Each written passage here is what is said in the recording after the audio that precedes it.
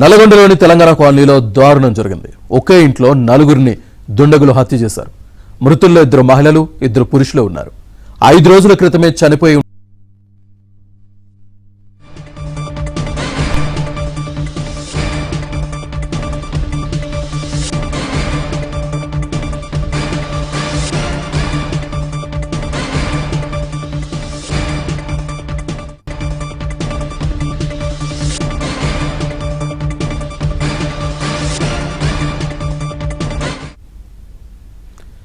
నల్లగొండలోని తెలంగాణ కాలనీలో దారుణం జరిగింది. ఒకే ఇంట్లో నలుగురిని దుండగులు హత్య చేశారు.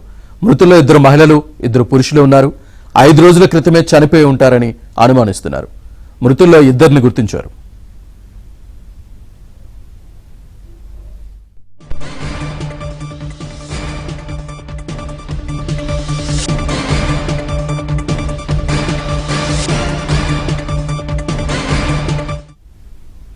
నల్లగొండలోని తెలంగాణ కాలనీలో జరిగిన ఈ దారుణానికి సంబంధించి పూర్తి సమాచారాన్ని మా కరెస్పాండెంట్ రవి అందిస్తారు. రవి. శ్రీనివాస్, నల్గొండ పట్టణంలోని సాగర్ రోడ్ లో ఉన్నటువంటి తెలంగాణ కాలనీలో ఓ ఇంట్లో 4 మృతదేహాలు దుర్వాసనతో వచ్చినటువంటి సమాచారం అందుకోవడంతో ఒక్కసారిగా నల్గొండ ప్రజలు ఉంది. ఆ తెలంగాణ కాలనీలో ఇంట్లో దుర్వాసన వస్తుందని చెప్పేసి స్థానికుల సమాచారం అందించారు. అక్కడికి వెళ్ళినటువంటి పురుషులకు ఇంట్లో 4 మృతదేహాలు అయితే ఉన్నాయి. దాదాపుగా 3 నుంచి 4 రోజుల క్రితం వీరంతా మృతి చెంది మృతదేహాలన్నిటి కూడా బట్టి దుర్వాసన భరించలేని దుర్వాసన పోలీసులు గుర్తించడం జరిగింది. వారికి మృతదేహాలను కూడా గుర్తుపట్టలేని విధంగా మొహాలు మొత్తం కూడా పురుగులు పట్టినాయి. అయితే పోలీసులు పక్కనటువంటి పరిసరాల్లో ఉన్నటువంటి సమాచారం పెట్టారు.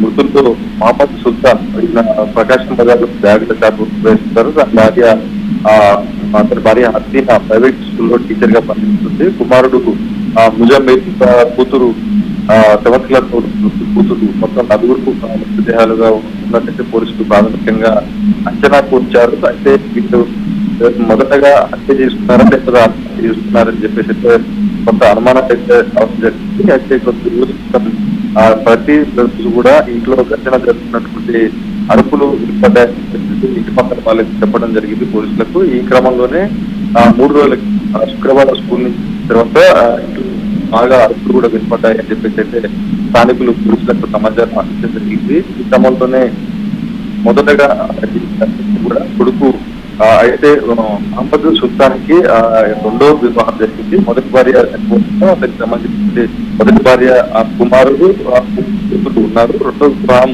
హసీనాను చేసుకున్నారు. ప్రైవేట్ స్కూల్లో టీచర్ గా పనిచేస్తుంది. అదే స్కూల్లో కూతురు కూడా 7th క్లాస్ అవుతుంది. ఈ క్రమంలోనే ఇతను సుల్తాన్ బ్యాగుల దుకాణంలో పనిచేస్తున్నారు. కొడుకు ముజమ్మిల్ ఏసీ దుకాణంలో పనిచేస్తున్నాడు. అయితే 3 క్రితం కత్తి కూడా అక్కడ ఉన్నటువంటి పనిచేసే వాళ్ళు గమనించడం ప్రశ్నించడంతో చేపలు పట్టడానికి చెప్పడం జరిగినట్టుగా మనకు విశ్వసనీయంగా సమాచారం ఇస్తున్నాం. ఈ క్రమంలోనే ముఖ్యంగా ఘర్షణ జరిగిన సమయంలో తండ్రి తల్లి చెల్లిని చంపిన తర్వాత అతను కూడా ఆత్మహత్య చేసుకున్నట్టయితే అక్కడ ఉన్నటువంటి పరిస్థితులు బట్టి చూస్తా ఉంది. 3 మృతదేహాలు ఇంటి ఆవరణలో పడి ఉండగా ఒక మృతదేహం మాత్రం ముజమ్మిల్ మృతదేహం మాత్రం ఇంటి గదిలో గుర్తించారు. మొత్తంగా ఈ 4గురికి సంబంధించి మృతదేహాలకు సంబంధించినటువంటి హత్యనా లేకపోతే ఆత్మహత్య పోలీసులు డాష్ బార్డ్ కూడా సాధారణంగా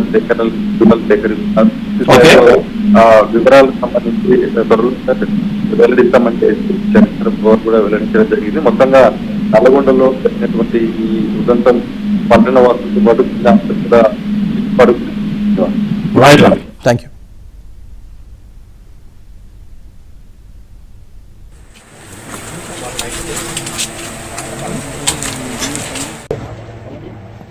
హండ్రెడ్ ఆయిల్ రావడం జరిగింది. అందులో ఇంట్లో నుంచి కొంత వరకు వాసన వస్తుందని చెప్పేసరికి పోలీస్ వాళ్ళందరూ కూడా ఇంటికి వచ్చి చెక్ చేయడం జరిగింది. చెక్ చేస్తే ఈ లొకేషన్లో ఒక నలుగురు చనిపోయి వచ్చి మనకి కనపడుతుంది. వెంబటే మనము దీని గురించి ప్రత్యేక బృందాలుగా చేసి మనం ఇన్వెస్టిగేషన్ స్టార్ట్ చేయడం జరుగుతుంది. ఇంకా ఫర్దర్గా ఇంకేమైనా మన ఇన్వెస్టిగేషన్ ఏమైనా డీటెయిల్స్ వస్తే నేను అప్డేట్ చేస్తాను.